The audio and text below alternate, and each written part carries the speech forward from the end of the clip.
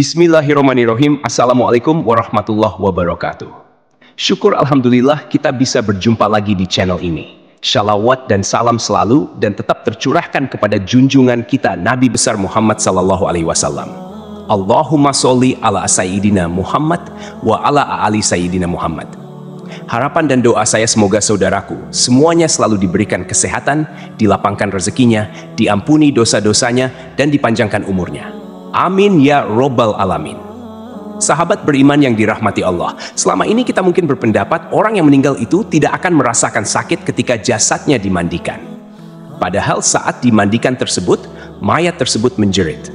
Diceritakan oleh Aisyah, ketika itu ia tengah menunggu suaminya, Rasulullah Shallallahu Alaihi Wasallam, kembali ke rumahnya.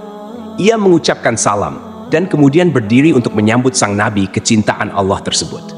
Duduklah di tempatnya, tidak usah berdiri wahai Ummul Mukminin. Begitu ucap Rasulullah Shallallahu Alaihi Wasallam. Rasulullah Shallallahu Alaihi Wasallam kemudian turut duduk bersama Aisyah dan kemudian meletakkan kepalanya di pangkuan istrinya tersebut. Aisyah lantas mencari uban pada jenggot Rasulullah dan menemukan 19 helai rambut yang sudah memutih. Aisyah kemudian berpikir dalam hatinya, sesungguhnya baginda akan meninggalkan dunia ini sebelum aku, sehingga aku akan menjadi umat yang ditinggalkan oleh nabinya. Maka ia pun menangis, sehingga mengalir air matanya jatuh menitis pada wajah baginda. Rasulullah sadar terkena tetesan air mata istrinya. Rasulullah pun kemudian terbangun dari tidurnya. Wahai Ummul Mukminin, apa yang membuatmu menangis? Tutur Rasulullah. Aisyah kemudian menceritakan apa yang ia rasakan setelah melihat uban Rasulullah Shallallahu Alaihi Wasallam. Tahukah kamu kondisi apakah yang paling menyusahkan bagi si mayit? Kata Rasulullah Shallallahu Alaihi Wasallam. Tidak ada kondisi yang paling menyusahkan atas diri mayit selain saat keluar dari rumahnya. Anak-anak yang ditinggalkan berada di belakangnya dan menangisinya, kata Rasulullah.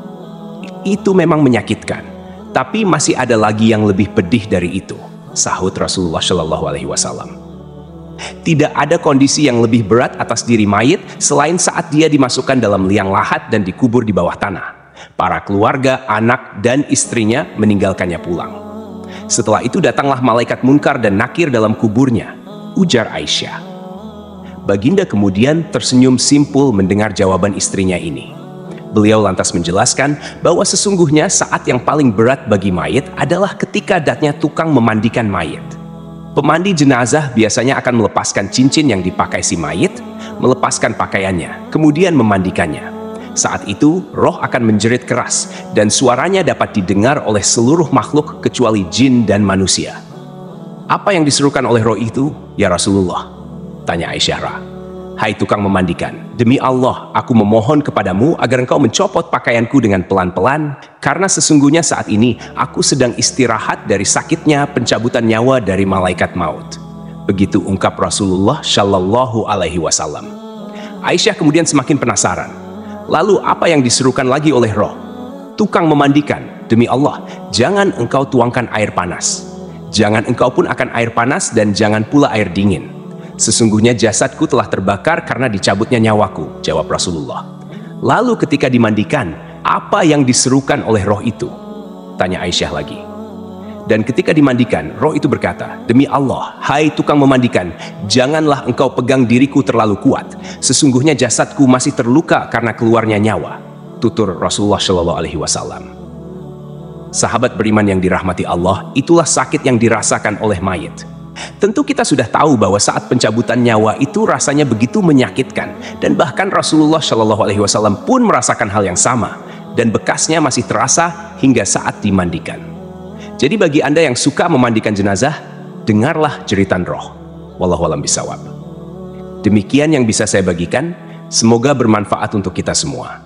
Amin ya robbal alamin. Assalamualaikum warahmatullahi wabarakatuh.